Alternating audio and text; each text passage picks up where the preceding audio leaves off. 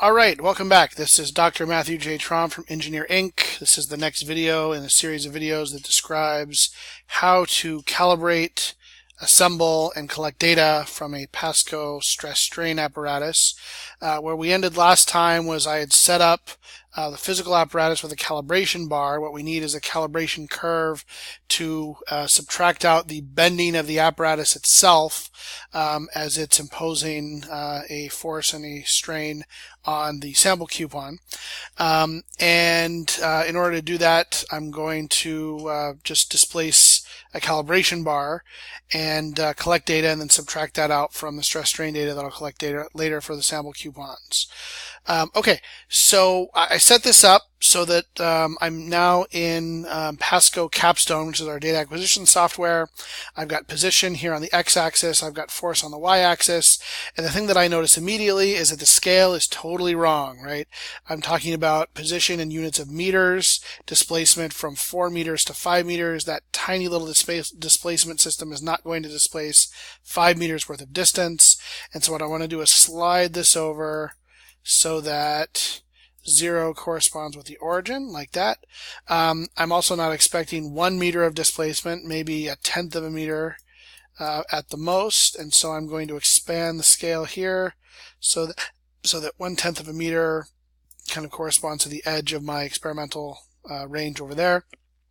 Same thing is true on the force side, right? I'm not going to be measuring negative forces, so I want 0 to correspond to the origin, like so. And I'm actually going to contract this scale, because remember that force sensor cannot read more than 50 newtons. So I'm going to set this to say about 55 newtons is the max, just to give me a little bit of leeway, a little playroom. Okay, and now I've got my X and my Y set up with the correct scale. I'm still not reading anything because I haven't hit the record button yet to start data collection, but I will do that in a moment. What will probably happen when I hit the record button is I'm not going to get 0 here and I'm not going to get 0 here. I want that, that's the ideal, but I haven't done anything to sort of set up the calibration to tell the computer that it should start out at 0, 0. So when I hit the record button, okay, well, I lucked out here. I've got 0 displacement, but I've got 5.1 newtons in force. So let me switch screens, and I'll show you what I am doing in the other screen. So here is the stress strain apparatus. So what I'm going to do is turn counterclockwise, and as I turn counterclockwise, watch as this lever backs off. See it back off there? See it back off? Okay, so it backs off.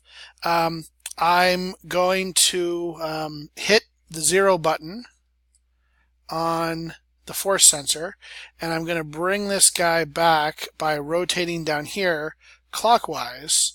And what I'm looking for, I'll switch back to the other screen now, what I'm looking for in my data acquisition software is for the force to just barely register as slightly more than 0 newtons. So I'm going to turn clockwise. You can actually see the displacement going down as I'm turning clockwise.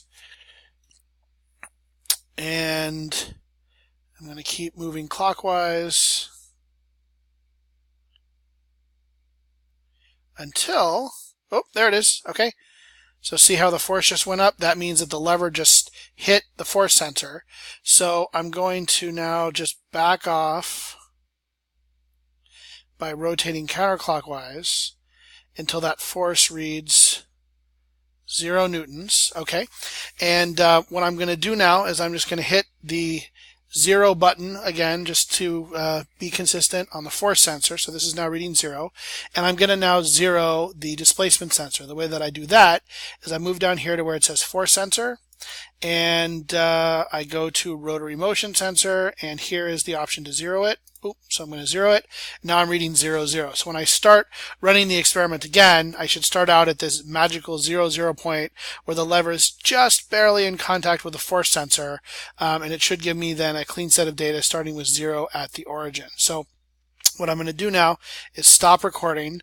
I'm going to just delete the last run because all of this is just garbage data that was acquired as I was setting things up. So we're going to delete this, and we're going to reset reset the origin to 0 here, and I'm going to reset my displacement to about 1/10 of a meter there, and force is at 55 newtons, okay, and set up with the origin, so that's fine. Okay, so now when I hit the record button, I should start out with 0, 0, and I should be able to immediately get a position versus force curve when I start rotating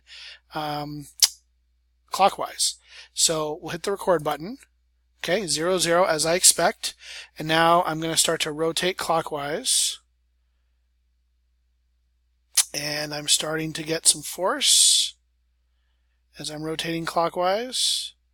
Now let me switch to the other screen so that you guys can see what this looks like. So I'm just very slowly rotating clockwise. Again, this whole system is very rigid, so I'm not actually going to visually see any displacement, but displacement is happening because I'm recording it here inside my PASCO software. I'm going to try to do this as smoothly as possible. And I'm going to stop when I hit about 50 newtons. Remember, that force sensor cannot go above 50 newtons or it starts to incur damage. So, oh, there we go. Okay, so I'm going to stop right there at about 51, 52 newtons. That's good enough. And I'm going to look here, and I guessed about right on the displacement, about 0.08 meters, a little less than 1/10 of a meter. And here I've got a nice clean set of data. And so this is now what I'm going to use to calibrate my future experiments. Now notice that the data is sort of nice and clean here above about 5 newtons, but below 5 newtons there's kind of all this confusion and clutter, and it's almost flat. It doesn't follow the same nice curve, and it's in this area of this nice curve up here in the 50 Newton range where my stress strain curves are going to be. And so what I want to do is determine the equation for this portion of the curve and kind of throw out all the stuff below, maybe about 5 newtons. That's what PASCO recommends. So in order to determine what that curve looks like, what the equation of the curve is, I'm going to click on this little button, which is highlight range of points in active data. So we'll click there, and I'm going to just move this box so that it corresponds with about a maximum of 50 newtons and a minimum of, about 5 newtons. So I need to move it over here to capture 5 newtons. There we go.